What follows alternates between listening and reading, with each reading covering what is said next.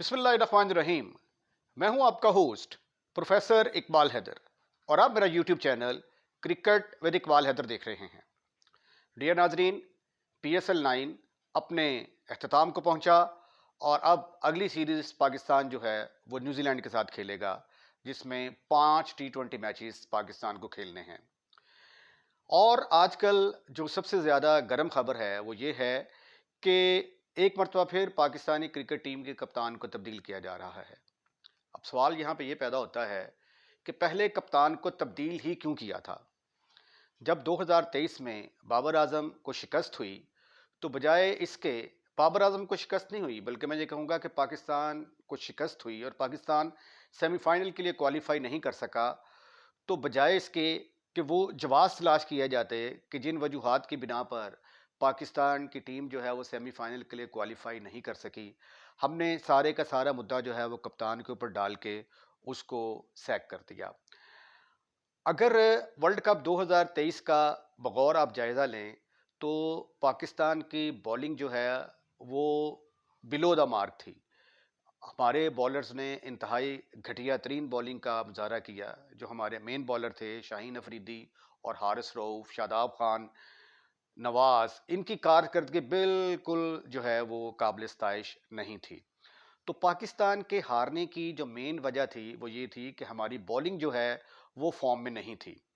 तो बजाय इसके कि हम अपनी इस कमज़ोरी के ऊपर जो है वो काबू डालने की कोशिश करते, हमने पाकिस्तान के कप्तान को चेंज कर दिया, जो कि मेरे ख्याल के मुताबिक ज़का अशरफ ने जो उस वक़्त फ़ैसला किया था वो इंतहाई घटिया और फ़जूल किस्म का फ़ैसला था।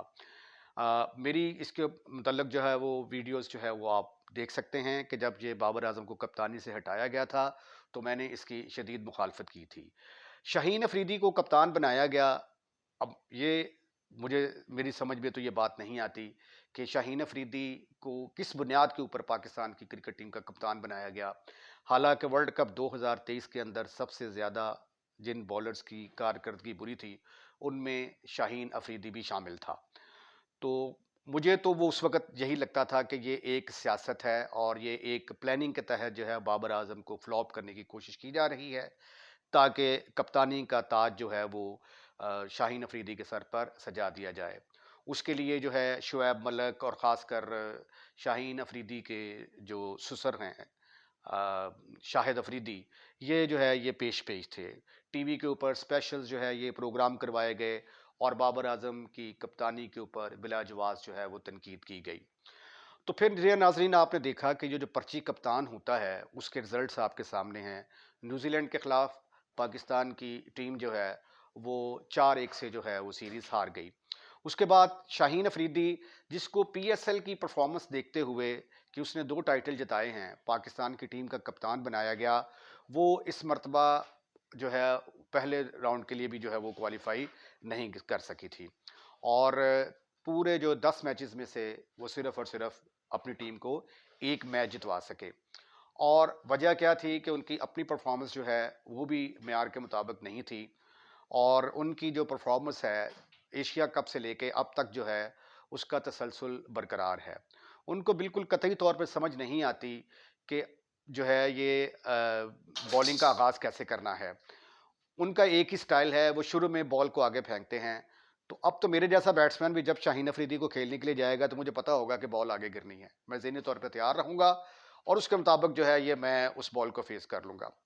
तो इसलिए जो है वो थोड़ा-सा शाहीन अफरीदी को अपनी कमज़ोरियों के ऊपर अभी जो है ये काम करने की ज़रूरत है और कप्तानी का बोझ जो है अभी इनोसेंट है, यंग शोल्डर्स हैं, वो कप्तानी का बोझ बर्दाश्त नहीं कर सकते। तो इसलिए जो उनको कप्तानी से हटाने का फ़ैसला किया गया है ये दुरुस्त है। अब कप्तानी की जो दूसरी जो रेस है उसमें शाहीन अफरीदी तो ऑलरेडी कप्तान हैं।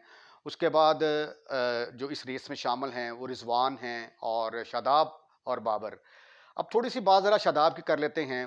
पाकिस्तान का जो मीडिया है वो उसकी तो ख्वाहिश ये होती है कि जो PSL टाइटल जिता दे उसको जो है वो पाकिस्तान की टीम का कप्तान बना दिया जाए।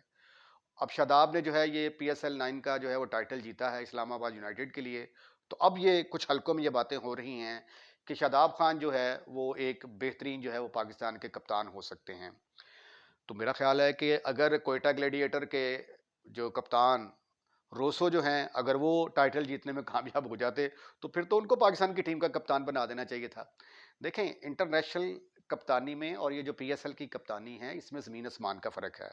یہ پتہ چل گیا ہے جب آپ نے شاہد افریدی کو کپتان بنایا، اور تو اس لیے جو ہے مزید ایکسپیریمنٹ کرنے کی ضرورت نہیں ہے.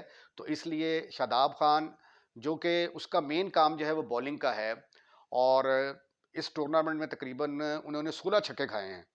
اور یہ جو ہمارے ٹاپ وکٹ ٹیکنگ بالر ہیں اسامہ میر، اس کے بعد دوسرے نمبر پر آتے ہیں شاداب خان جنہوں نے اس ٹورنامنٹ میں سب سے زیادہ چھکے کھائے ہیں. تو اس لیے جو ہے یہ ان کو بھی اپنی بالنگ کے اوپر جو ہے وہ کام کرنے کی ضرورت ہے، اور کپتانی کا بوجھ جو ہے ابھی شاداب کے سر پر نہیں ڈالنا چاہیے. اب باری آتی ہے رضوان کی. محمد رضوان جو ہے گو کہ وہ پچھلے 2-2.5 سال سے پاکستانی ٹیم کو بہت اچھا سرو کر رہے ہیں، لیکن اس دفعہ T20 یہ جو PSL 9 ہوا ہے، گو کہ وہ پاکستان میں رنز کے اعتبار سے یہ جو ٹورنامنٹ ہوا ہے اس میں وہ میں دوسرے یا تیسرے نمبر پر آتے ہیں. دوسرے نمبر پہ شاید عثمان ہیں اور تیسرے نمبر پہ رضوان ہیں. لیکن اور انہوں نے محا کو 3 50s بھی کی ہیں. لیکن جو مین کنسرن ہے جس کے اوپر جو ہے وہ بابر اعظم کو بڑا کرٹیسائز کیا جاتا تھا، وہ ہے ان کا سٹرائک ریٹ. محمد رضوان کا سٹرائک ریٹ جو ہے وہ بالکل جو ہے اس ٹورنامنٹ کے اندر جو ہے PSL 9 میں معیار کے مطابق نہیں تھا، اور وہ قطعی طور پہ بھی کہیں بھی جو ہے یہ کسی لمحے میں بھی بیٹنگ میں ڈومینیٹ کرتے ہوئے نظر نہیں آئے. اگر ان کی یہ پرفارمنس جو ہے مسلسل انٹرنیشنل میچز میں بھی رہتی ہے تو پھر ہو سکتا ہے کہ رضوان کی جگہ پہ کسی ینگسٹر کو چانس دینا پڑ سکتا ہے، کیونکہ پاکستانی میڈیا اور جو کرٹکس جو ایسے انالیسس کرنے والے بیٹھے ہوئے ہیں، ٹی وی اینکرز بیٹھے ہوئے ہیں جن کو کرکٹ کی ABC کا بھی نہیں پتا، وہ اگر کوئی ہمارا بیٹسمین 4 سے 5 اننگز میں سکور نہیں کرتا تو وہ اس کے پیچھے پڑ جاتے ہیں. تو اس لیے جو ہے رضوان جو ہے میرا نہیں خیال کہ وہ بھی جو ہے ایک کو بہتر چوائس ہو سکتے ہیں. تو اس لیے جو ہے یہ مزید تجربات کرنے کی بجائے اگر کرکٹ کنٹرول بورڈ کو PCB کو یہ پتہ چل گیا ہے کہ انہوں نے غلطی کی ہے بابر اعظم کو کپتانی سے ہٹا کر، تو ان کو اپنی غلطی کا جو ہے وہ ازالہ کرنا چاہیے اور بابر اعظم کو پاکستان کی کرکٹ ٹیم کا دوبارہ کپتان مقرر کر دینا چاہیے. اب دیکھیں یہ جو کپتان ہوتا ہے نا، کپتان نے لیڈ کرنا ہوتا ہے، لیڈ فرام دی فرنٹ.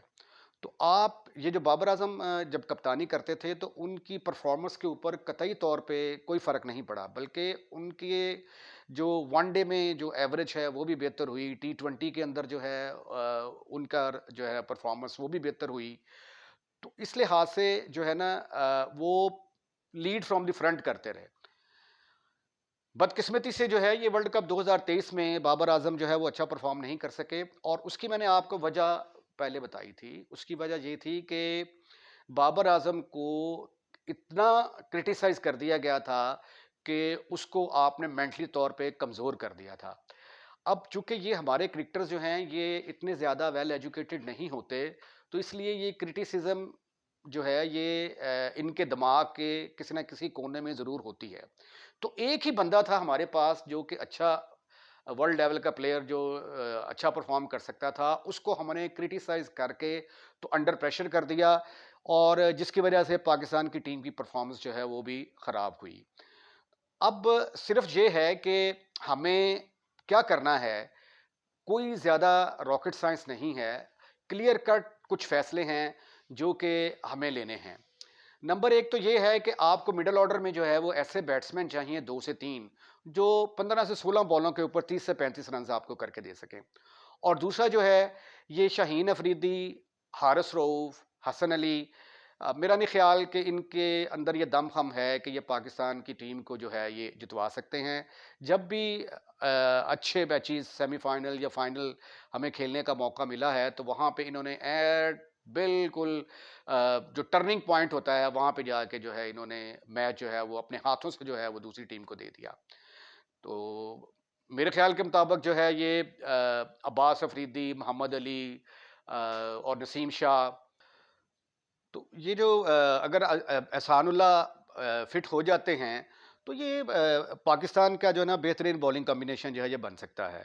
اور اس طرح جو ہے نا یہ پریشر بھی ہوگا جو ہے نا یہ حارث کے اوپر جو ہے اور شاہین افریدی کے اوپر کہ وہ جو ہے وہ زیادہ سے زیادہ اچھا پرفارم کرنے کی کوشش کریں گے. تو اس لیے جو ہے कप्तान ऐसे बंदे को होना चाहिए जो कि टीम का परमानेंट मेंबर हो और वो बाकायदगी उसकी टीम में जगह बनती हो और वो परफॉर्म करता हो, और वो आपके पास सिर्फ और सिर्फ एक ही पर्सन है और उसका नाम है बाबर आजम। तो इसके साथ ही मैं आज की वीडियो का अख्ताम करता हूँ। उम्मीद है आपको ये वीडियो पसंद आई होगी। वीडियो पसंद आने की सूरत में इसको लाइक करें, लाइक करने के बाद दोस्तों में शेयर करना मत भूलिएगा, और अगर आपने चैनल को सब्सक्राइब कर दिया है तो I am really thankful to you. अगर आपने चैनल को सब्सक्राइब नहीं किया तो बड़ा मेहरबानी पहली फुर्सत में चैनल को सब्सक्राइब करें। अपना ख्याल रखिएगा, अगली वीडियो का इंतजार कीजिएगा। अल्लाह हाफिज़।